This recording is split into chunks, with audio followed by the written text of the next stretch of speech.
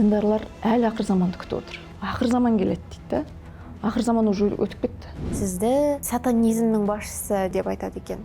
Ішінде жын бар. Біздің айтып жүрген жын перілеріміз ба? Біз қазір 10% көріп отырмыз. Мазаққа айналдырудың қажеті жоқ. Адамзат жойылып жатыр. Адам негізі періште болған дейсіз ба? Адам Құдай сипатты. Адам Құдайдың бөлшегі. Шәкірттеріңіз сіз туралы негативті пікірлер айтып жатыр. Біз бір үлкен ойын ғой. Тексеріп отыр жоғарғы жақ. Бүйтіп тұр ғой жол. Бүйтіп былай. Былай кәдімгі 8 сияқты.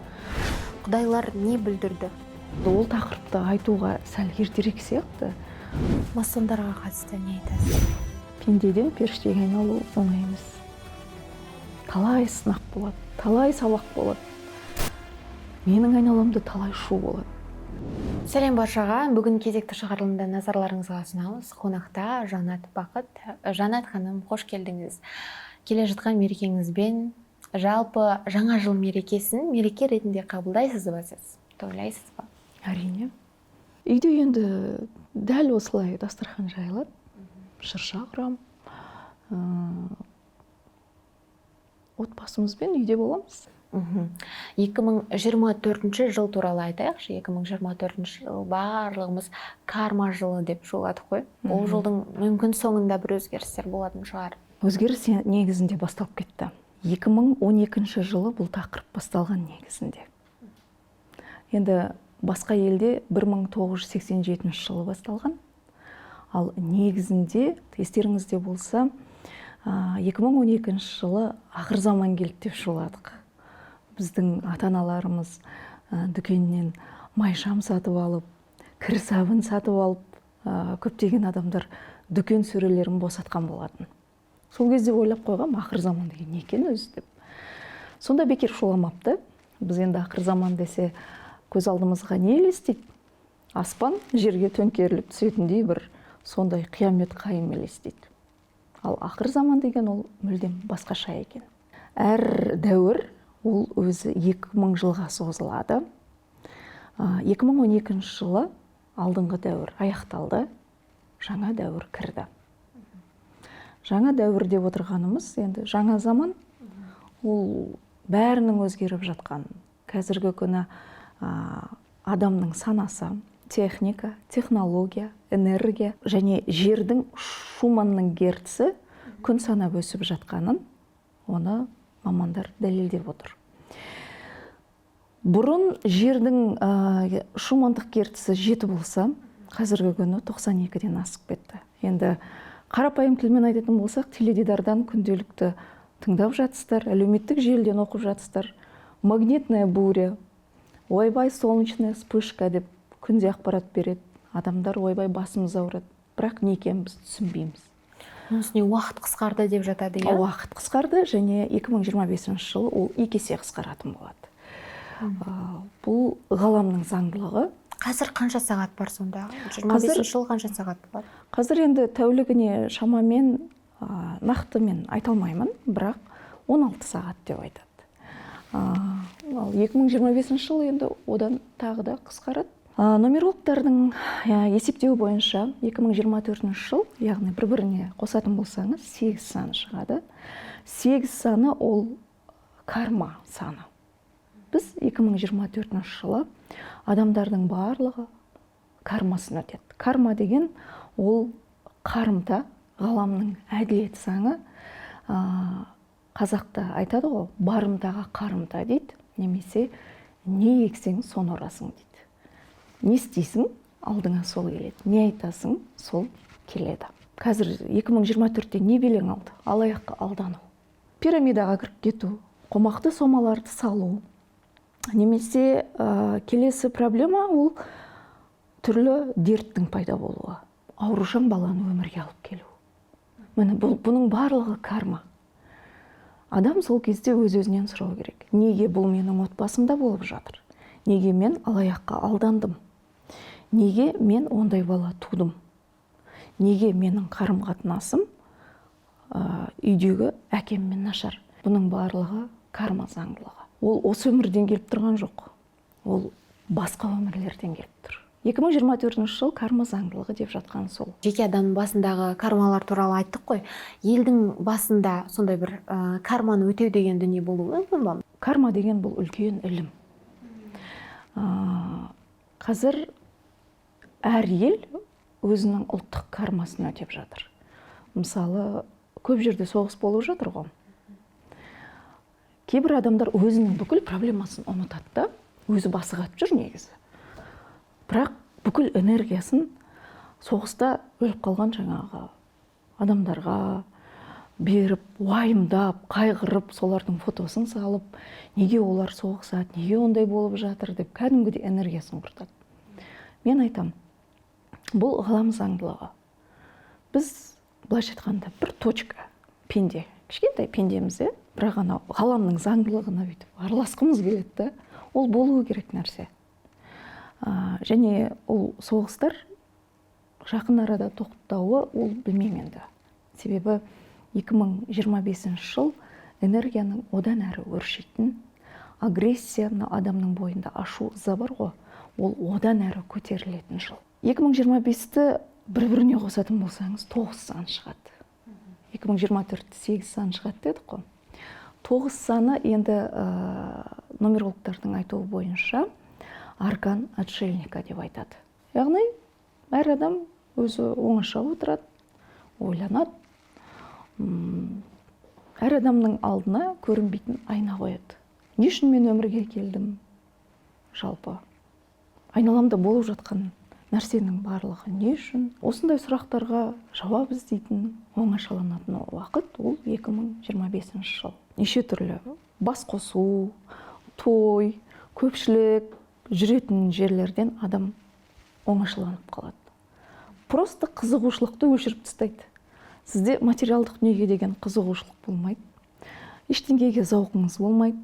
Ақша табуға да, жұмыс істеуге де, біреумен араласуға да, былайша айтқанда бір бос өзіңіз отырып қаласыз. Сондай состояние болады.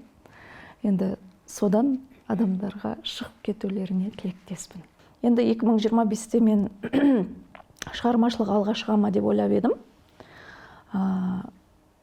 Шығармашылық қой негізі Құдаймен үлкен байланыстыратын энергия, творчество, музыка. Бұған дейін біз творчествоға қиянат жасап келдік қой.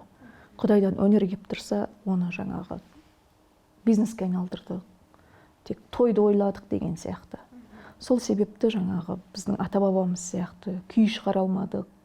Ондай өнерлер өшіп қалды да, связь үзіліп қалды. Енді сол связь қайта орнайды. 2025-те творчестволық жыл бола ма деп ойлап едім, олай емес, техника мен жасанды интеллекттің алға шығатын, дамитын уақыты келеді екен. Одан кейін мектеп программасы толықтай өзгереді.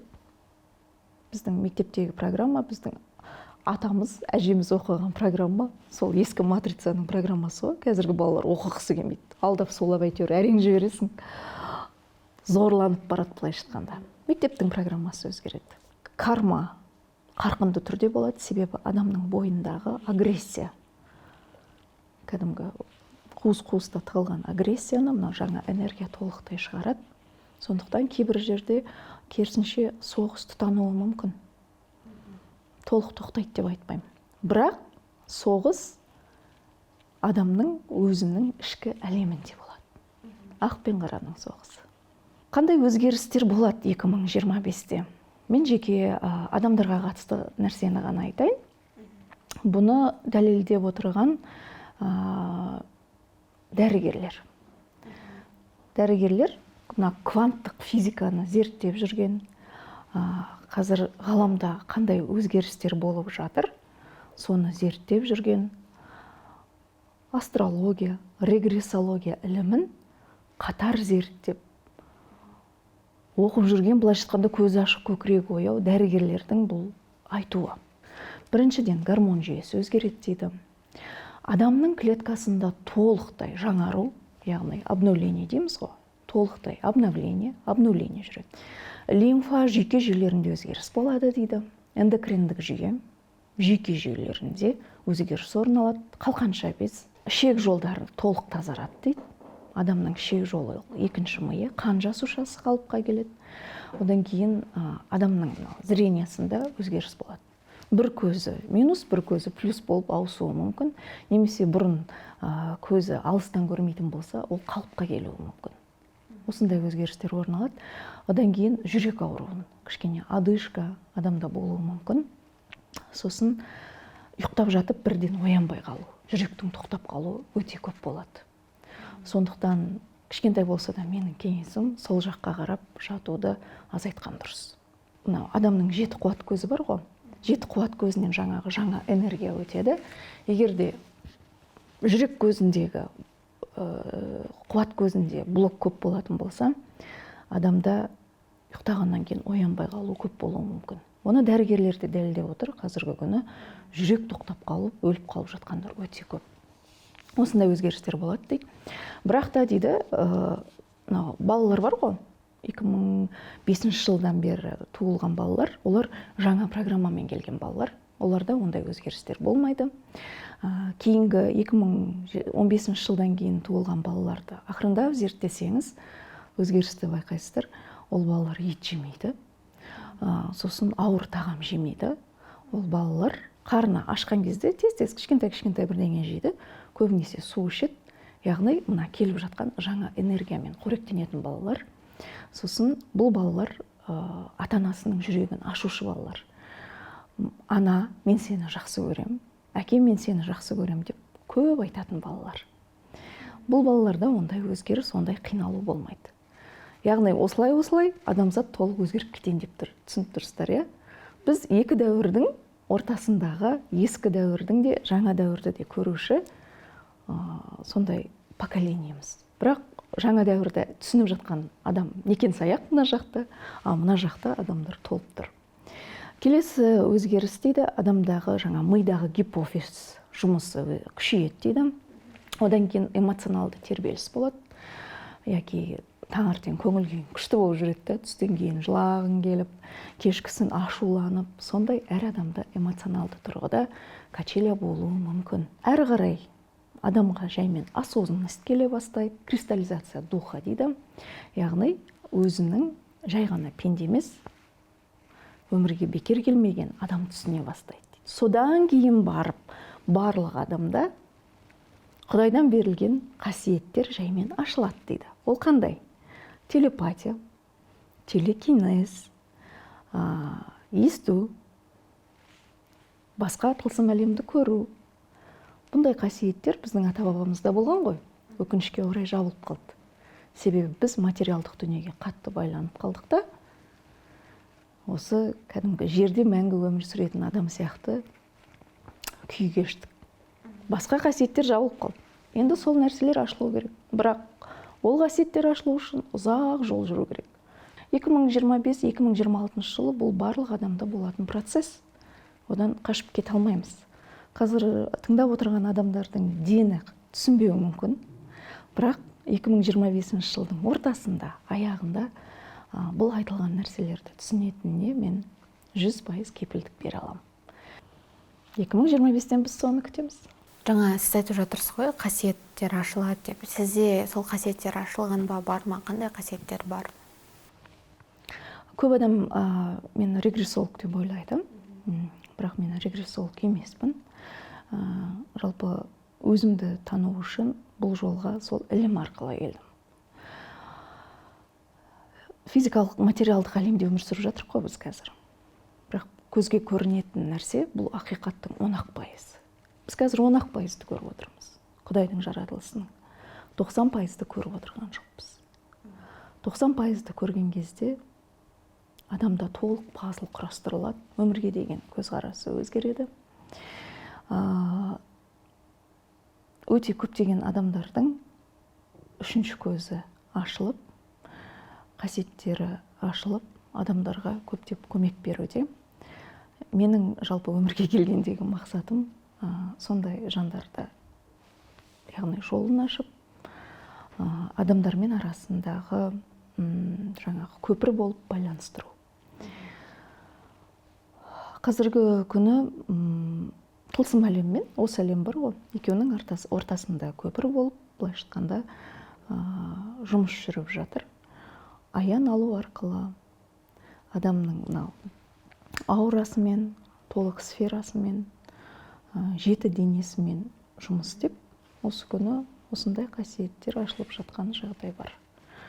Бірақ қасиетке қызықпау керек, себебі қасиет жолы ауыр жол, өте қатаң жол. Себебі кезінде сопылар жүрді ғой, ол жолдан екі есе қиын негізінде. Бірақ енді осындай мақсатпен өмірге келгеннен кейін қанша қарсылық болса да, қаншама дүрбелең болса да, шыдаймыз деп келгенбіз, шыдаймыз. Кезінде жарнамасын жасаған, сіз оқытқан шәкірттеріңіз сіз туралы негативті пікірлер айтып жатыр. Бұл сізге бұны қалай қабылдап жатырсыз? Біз енді таңдау еркі бар жерде өмір сүріп жатырмыз. Бәріміздің таңдауымыз бар. Айтуға да, қабылдамауға да еркін адамбыз. Адам ойлайды, трансформация болған кезде санада, мен рухани оянған кезде ешқандай карманың барлығы үзіліп, ешқандай сын болмайды деп ойлайды. Ең қате пікір сол. Неге? Себебі керісінше сынақтар көбейіп кетеді. Адам ізденіс жолына түскен кезде. Сен оған дейін мына жердегі жанат ретінде менің жаным айналаны таныды ғой. Оқу оқыт, жұмыс істеді, бизнес жасады. Яғни менің карманы өтеуге, жаңағы сын жолынан өтуге менде түсінік те болған жоқ, мүмкіндік те болған жоқ. Оның барлығы былайша айтқанда жиналып тұрған сияқты болды. Ал кейін осы жолға келген кезде не болды? Бұл тақырыпты айтқан кезден бастап мен өзі шумен келдім. Бір эфирімнің өзі қоғамда кәдімгідей дүрбелең туғызды. Менің айтқым келген нәрсені халық түсіне алмады. Атыма жазылған көптеген арыз болды. Бірақ бір сенім болды жүрегімде. Ол Құдайға деген доверие шығар. Мен деген таза ниетпен рас нәрсені айтып тұр ғой. Сондықтан менде ешқандай қорқыныш жоқ деген сияқты менде доверие болды. И сол нәрсе мені алып шықты. Неге шу? Себебі ескі дәуірде бұл тақырыптарды айтуға рұқсат болған жоқ. Қазіргінің өзінде көп адам, көзі ашық көкірегі ояу адамдар халықтың алдында жүрген. Бұл тақырыпты өте жақсы біледі. Жеке келіп сұхбаттасады, сұрайды, бірақ халықтың алдына айтуға жасқанады және бұл тақырыпты қозғамайды. Сонда адам өзін өзі танитын тақырыптан неге қашады? Ол қуып кетем деп қорықпайды, ол өліп кетем деп қорқады. Неге? Бұрын тарихты зерттейтін болсаңыз, қарымта заңдылығы туралы, адамның өмірге бір рет емес бірнеше рет келетіні туралы, жалпы адамдардың ояну керек туралы, Құдайдың жүрегінде екені туралы айтқан адамдарды өлтіріп отқан. Сонда біздің түп санамызда қорғаныш тұр. Бұл тақырып туралы сөйлескенімізді ешкім білмесінші, айтпасыншы деп сөйтіп кетеді адамдардың барлығы. Танымал адамдар. Танымал болсын, танымал емес адамдар болсын. Одан кейін де бірталай шулар болды. Мен өте жақсы түсінем. Ол маған беріліп жатқан сынақ екенін. Өзімнің жаңағы тәрбиелеп шығарған қаншама шәкірттерім мысалы қарсы келу арқылы, одан кейін қасымдағы бауырларым қарсы келу арқылы, ондай нәрселер рухтардың ойыны болады.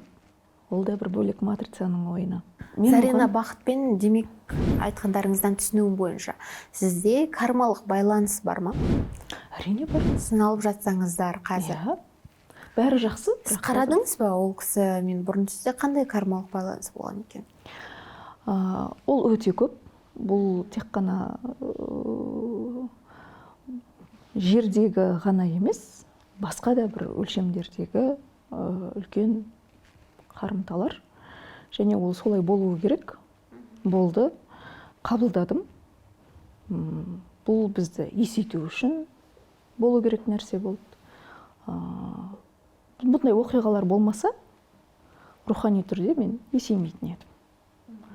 Бірнеше тараптан болған нәрселер, және де шулар ұйымдастырылады әлі. Осы 3-4 жыл көлемінде оқып, ізденіп, талай кітаптарды аударып, ояндым деген адамдарға бұл үлкен сынақ болды. Емтиханды алып отырған жоғарғы әлемде біз сияқты көріндік. И сен 3-4 жыл бойы оқыған нәрсеңді, жүрегімді аштым деп жүрсің ғой. Сен өз-өзіңді ұстап қаласың ба? Жоқ әлде мына жақта болып жатқан жердегі шудың ойынына кіріп кетесің ба? Дауылға кіріп кетіп, анау дұрыс, мынау дұрыс, анау ақ, мынау қара деген нәрсеге кіріп кетесің ба? Жоқ әлде мен өзіме сенем, жүрегіме сенем. Менің 2-3 жыл бойы ізденген еңбегім бар ғой деген позицияда тұрасың ба? Бұл көбірек сол бірінші лек жаңағы оянған адамдарға болған сынақ болады. Іріктеу жүрді, терім жүрді, өте жақсы болды. Ол кісінің айтып жатқан барлық пікірін сіз сынақ деп қабылдайсыз, иә? Иә. Сізді сатанизмнің басшысы деп Люцифердің көмекшісі деп айтады екен. Соған қатысты өзіңіздің пікіріңізді айта кетіңізші. Люцифер деген ол Серафим. Серафим деген біз кімді білеміз? Біз адамдардың қасында жүретін қорғаушы періштелерді білеміз. Бірақ олардың өзінің иерархиясы бар. Тәлімгерлер дейді. Одан кейін оның үстіндегі архангелдар дейді. Яғни жаратушыға дейін жоғарғы әлемде иерархия бар. Ол жерде де бар. Жаңағы немере, әке, ата деген сияқты иерархия ғой. Космоста да бар ондай иерархия. Сол сияқты жоғарғы әлемде херувимдар деген бар. Оның үстінде серафимдар деген бар. Серафимдер дейді Құдайдың қасында тұрған үлкен періштелер. Сол серафимнің біреуі ол Люцифер деп айтады. Енді аңызға сенсек. Жаңа жерді жаратты деп айттық қой Құдай. Құдай жерді жаратқан кезде сол серафиммен құпия түрде жоспар құрады. Саған мына жерді жараттым дейді, жер планетасын. Жер планетасын жаратып, саған тапсырдым дейді. Жаңағы Люцифер деген көмекшісіне. Сен барлық періштелерді сынақтан өткізесің. Яғни жерде түрлі матрица жоспарлары құрылады. Түрлі қиындықтардан олар өту керек. Өту арқылы саналы түрде есеп, ақ-қараның жоқ екенін түсініп, қайтадан өзіме оралу керек деген құпия тапсырма береді. Сол себепті жер планетасының иесі Серафим Люцифер деп айтады. Жердің рухы дейді, жалпы. И бұл аңыз болса да, бұны жоққа шығара алмаймыз. Біз ескі матрицада қара дәуірде өмір сүргеніміз рас қой. Қара дәуірден адамдар енді жарық түсіп, жаймен салап шығып келе жатырмыз. Вот сол. Сондықтан енді ол бар тема, одан қашудың қажеті жоқ. Масондарға қатысты не айтасыз? Президенттің де президенті бар деп айтып жатады. Масондар деген енді ескі қара дәуірдегі жерді бір бақылап басқарған төмен күштердің басшылары ғой. Оларды да жаңағы жоғарғы әлемде иерархия бар деп айттым ғой. Жат планеталықтардың да иерархиясы бар. Олар да ақ-қараға бөлінді. Бұл бір үлкен ойын ғой. Ескі дәуірде жерде жаңағы қара күштер басқару керек болды. Олар барлығы, бүкіл елдің басшылары соларға бағынышты болды. Оларды біз енді масондар деп атадық. Бірақ олардың дәуірі аяқталды. Қазіргі күні толықтай жерде өзгеріс болады. Масондардың былайша айтқанда уақыты бітті. Жердің өзінде климаттық өзгеріс болады. 2025-тен басталады, 2025-26 жылдары алдағы 20 жыл көлемінде. Климаттық, магниттік өзгеріс болады, геологиялық өзгеріс болады, және метеорологиялық өзгеріс болады. Жердің герці күн санап өсіп жатыр ғой.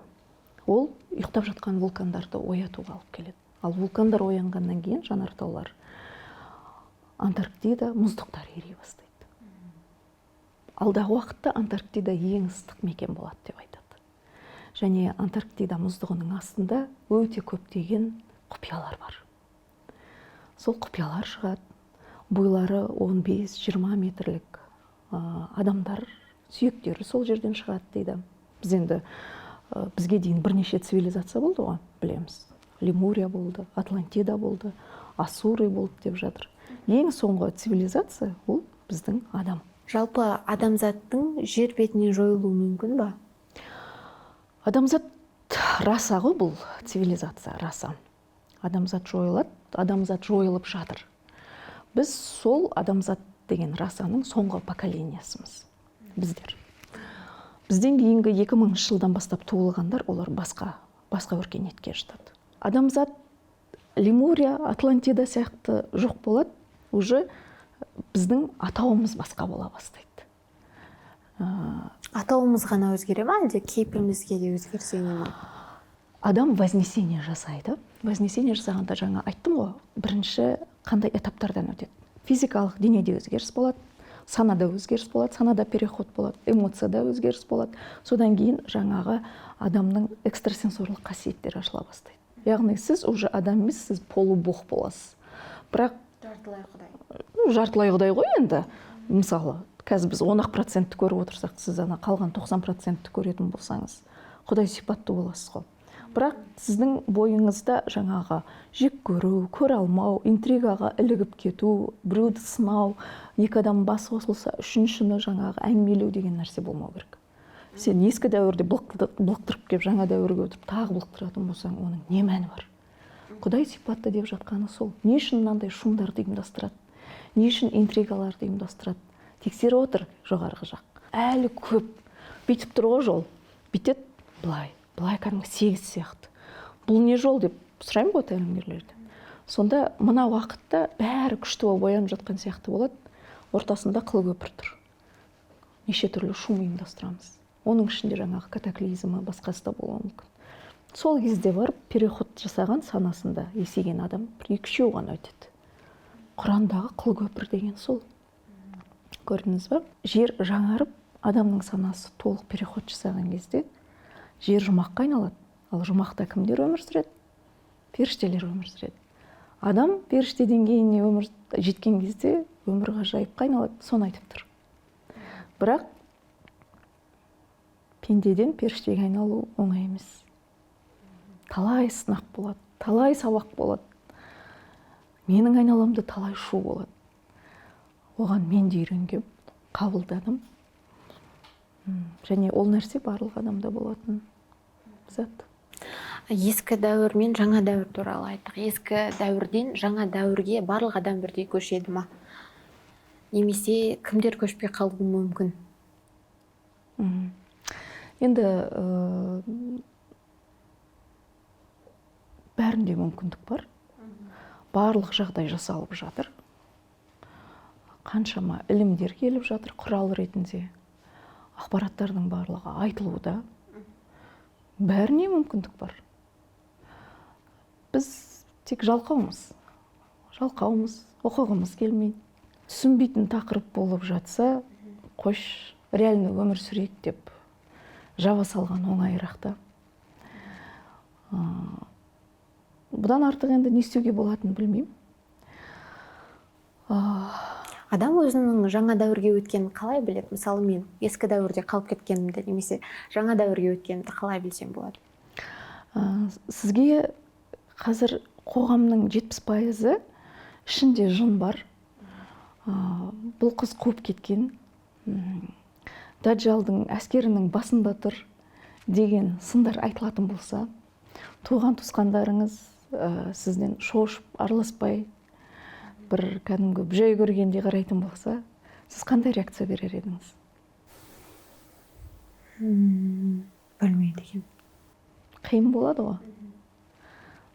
Қоғамның критикасынан көп адам қашады. Ал жаңа дәуірдің адамы ол энергиясын бөтен нәрсеге құртпайтын, ешқандай бөтен ойға берілмейтін. Біреу келіп, үшінші адамды жамандап жатса, тыңдап қана қоятын, тыңдаса да қабылдамайтын адам. Бірақ адамға жаңағы саналы түрде есейіп, рухани оянып кету оңайға соқпайды.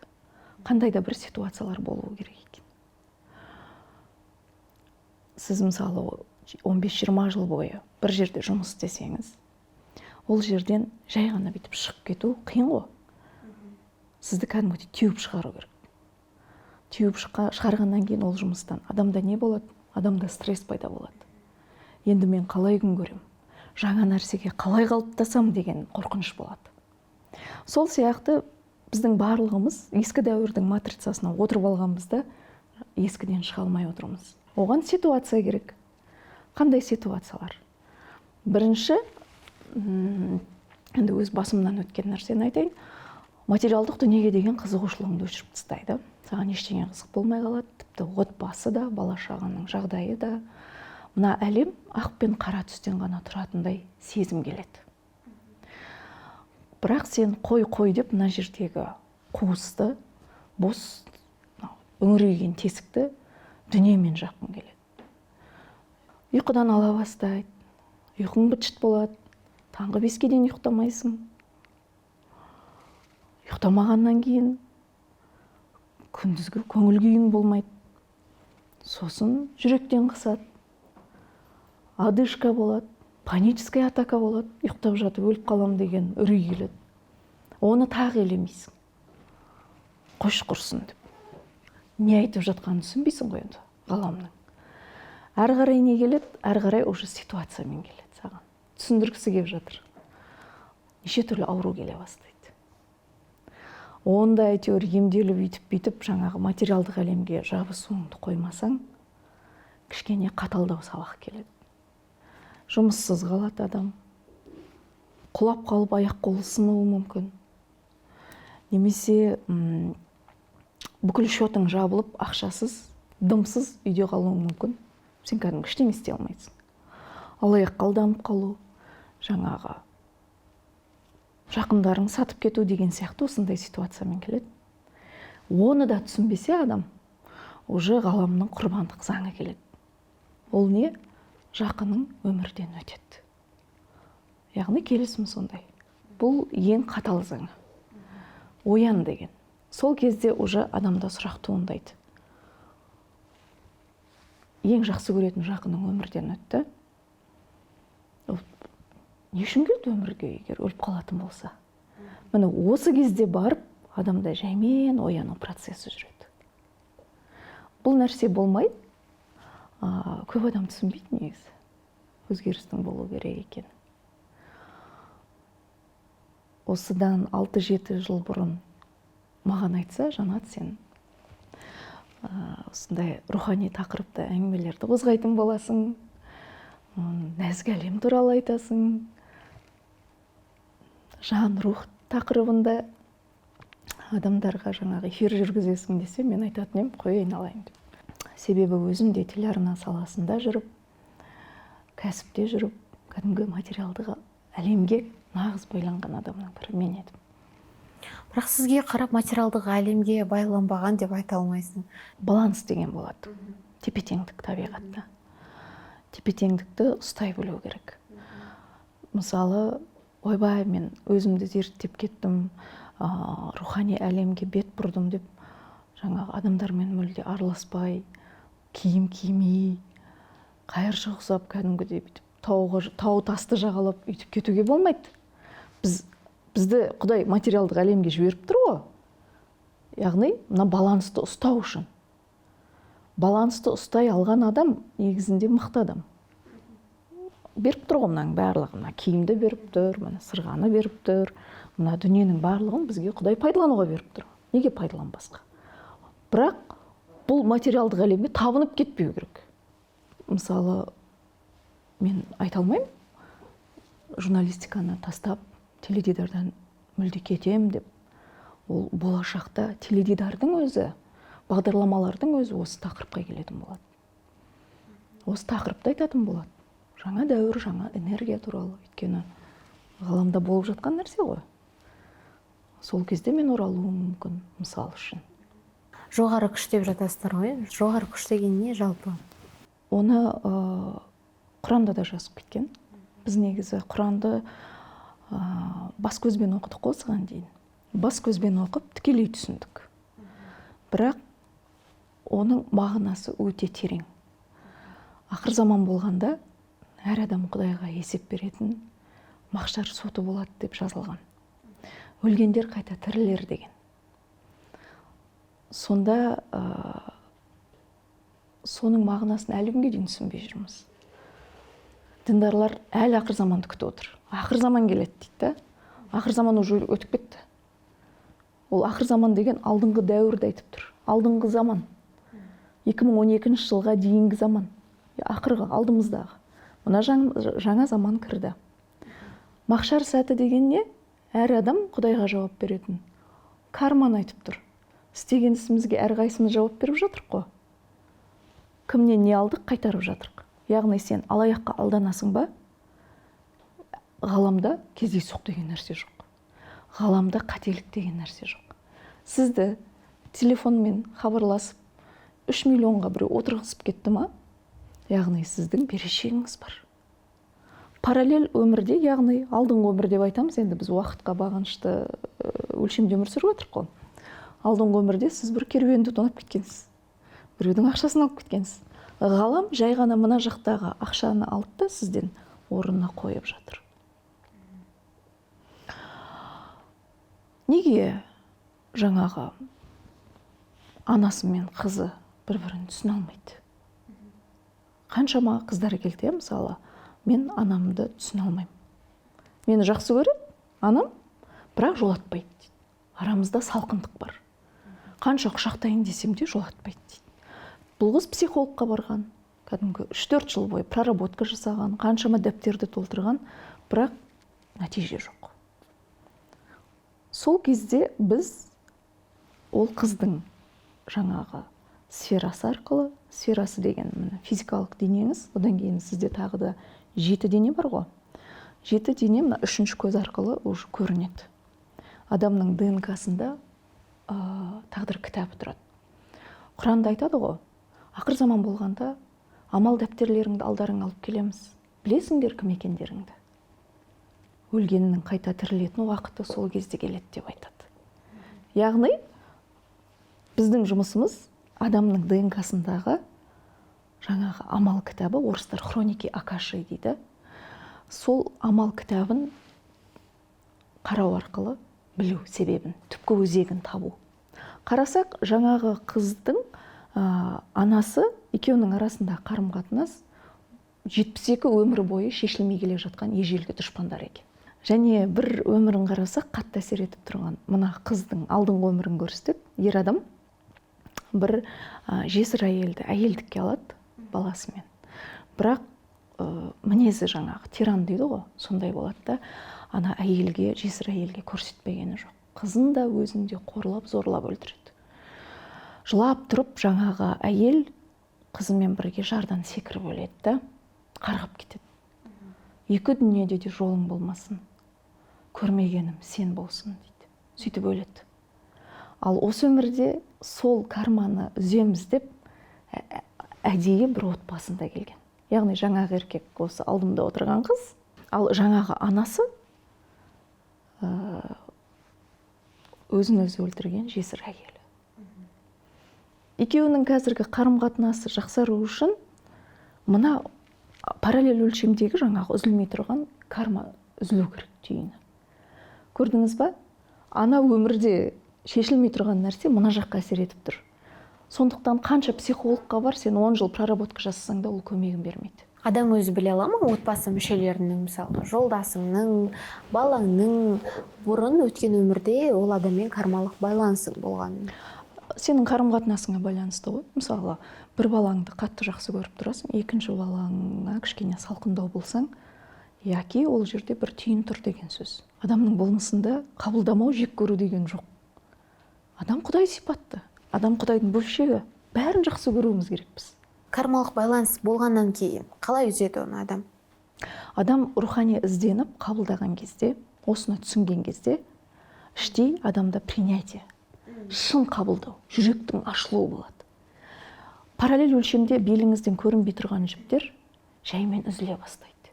Түйін тарқай бастайды. Оян деп жатқаны сол. көрдіңіз ба, рухани оянған кезде сіз өзгересіз. Сіз арқылы сіздің айналаңыздағы адамдардың барлығы өзгереді. Сіздің отбасыңыз, жолдасыңыз, балаларыңыз қалай қабылдайды? Сіз айтатын дүниелерге сенеді ме? Сенеді, жақсы қабылдайды, қолдайды. Үлкен жаңағы халық критика айтып, қарсы шыққан кезде үнемі ақыл айтып, басу айтып алып қалатын негізі менің жолдасым. Телефонды өшір, оқитын кітабыңды оқы, болды. Матрицадан мүлдем шығып кет. И бұл жоғарғы әлемнің өзінің ұйымдастырып жатқан сынағы саған дым қатысы жоқ. Ол ана жақтағы адамдардың не істейтін әрекетін сынап жатқан нәрсе. Сондықтан өз шаруаңмен айналыс, ол ойынға қатыспа деп айтады.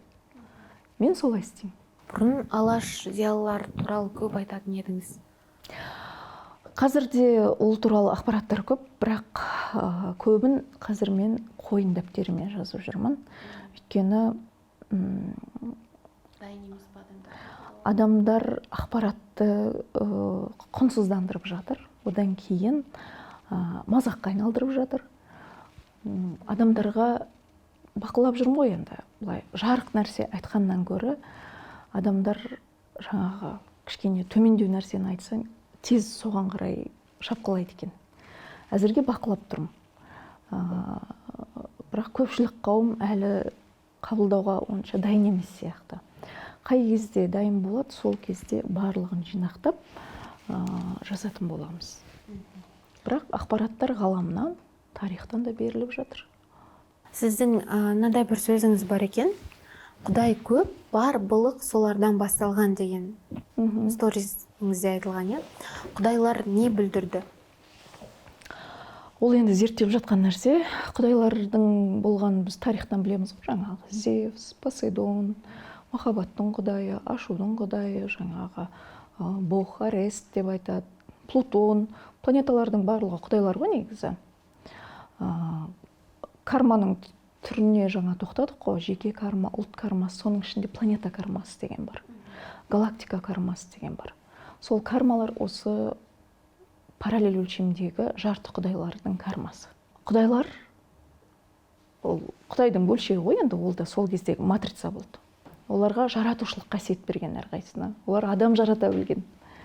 Адам жаратып, әр құдай адамдарын бір-бірінің арасында соғыс тудырып отырған. Құдай үшін жаңағы адамдарды құрбандыққа шалған, оны апокалипсис киносынан көруге болады. Солардың кармасы мына өлшемге де қатты әсерін беріп жатыр. Бірақ енді ол тақырыпты айтуға сәл ертерек сияқты. Осыған дейін айтылған нәрсені халық қорытып алса да жаман емес. Алла да сол жаңағы көп құдайдың біріне кірмейді ма? Алла ол жоғарғы әлемдегі иерархияға кіреді, Элохимдарға кіреді ол. Алла ол құдай емес. Ол жаратушыға апаратын жаңағы деңгейлер бар ғой, сол Элохимнің біреуіне кіреді. Жұмақ пен тозақ туралы айтып беріңізші. Жалпы бар ма? Негізінде адамның қазіргі өмірі, қазіргі состояниесі деп айтатын едім. Айналаның барлығын жақсы көріп, сіз толықтай блаженствода отырған кезде жаныңыз тыныш, жүрегіңіз тыныш. Өмірдегі адам үшін ең маңыздысы жанның тыныш болуы ғой жалпы. Бұл мінеке жұмақ. Ал өзіңнен асып бара жатқан біреуді көре алмай, үнемі негативке кіріп кетіп, жаман нәрсе ойлап, өзіңді іштей жеп қажу, ол мінеке тозақ. Бірақ та адам физикалық өмірді тастағаннан кейін, тәнді тастағаннан кейін, ары қарай өмір жалғасады. Ары қарай не болатын бізге ескі дәуірде ешкім айтқан жоқ. Ата-анамыздан сұрасақ, өлгеннен кейін тіріліп келген кім бар дейсің? О дүниеде кім бар, не бар екен, маңыздысы не? Өлді, бітті, болды ғой. Бізді солай үйретті ғой. Ең үлкен қате осы. Суицид не үшін жасайды адам? Адам сәл-сәл қиындықпен бетпе-бет келсе, өліп қана құтылам деген адамда бірақ выход тұрады. Себебі адам сауатсыз, адам білімсіз. Өлгеннен кейін не болатынын білмейді, бейхабар. Бейхабар болғаннан кейін маған кішкене ғана міне қиындық келді ма, мен оны өлім арқылы жеңем деп ойлаймын да, суицид жасап қоямын. Ал суицид жасау сен өмірлік сабағыңды 10 есе қиындатып алу.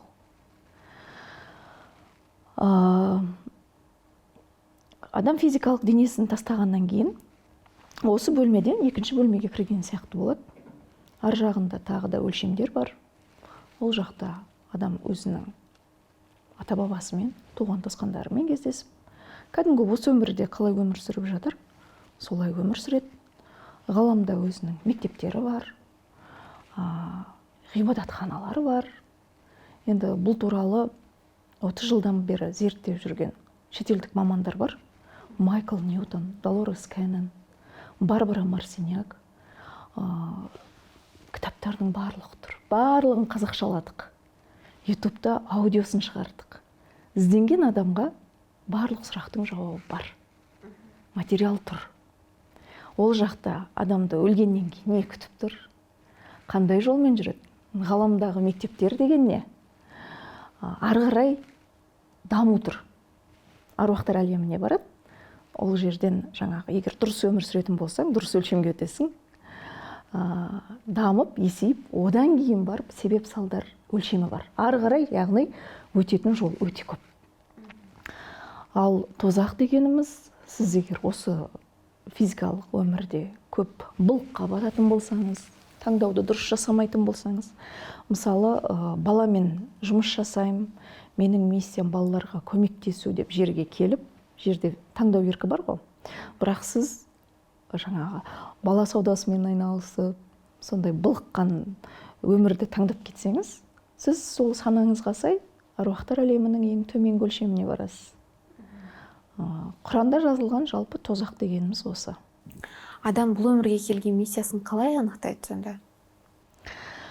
Жүрегін тыңдау арқылы. Мысалы, не қалайсыз? Сізге не ұнайды? Не жақсы көресіз? Соны жүрегінен таба алады. Сущность деген жалпы не нәрсе ол? Сол біздің айтып жүрген жын перілеріміз ба? Иә, олар да Құдайдың жаратылысы. Жер төмен өлшемде болған кезде, ескі дәуірде айттым ғой, жердің герці 7 герц болған. Яғни төмен. Төмен жер не? Жер лас. Жерде құрт-құмырсқа жүреді. Ал 2012-ден бастап жер жоғары көтерілді. Яғни жаңағы төмен нәрселерден біз уже жоғары кетіп бара жатырмыз. Ол солай болды. Жер, былайша айтқанда, Құдайдың проектісі ғой. Барлық періштелерге, біз адамдар өздерінің періште екенін ұмытып қалған саналы тіршілік иелері ғой. Тек жерге келіп, жадымыз өшкеннен кейін кім екенімізді білмей сандалып жүрміз. Адам негізі періште болған дейсіз ба? Енді жоғарғы әлемде сіз періштесіз ғой. Жерге түсуге өзіңіз келісім бердіңіз ғой. Мен жерге түсіп, қиындықтан өтемін. Қиындықтан өту арқылы өзімнің Құдай сипатты періште екенімді есіме түсіріп қайтып келем деген. Әр адам Құдайға солай уәде берген. Енді бұл үлкен ойын, жер ойын.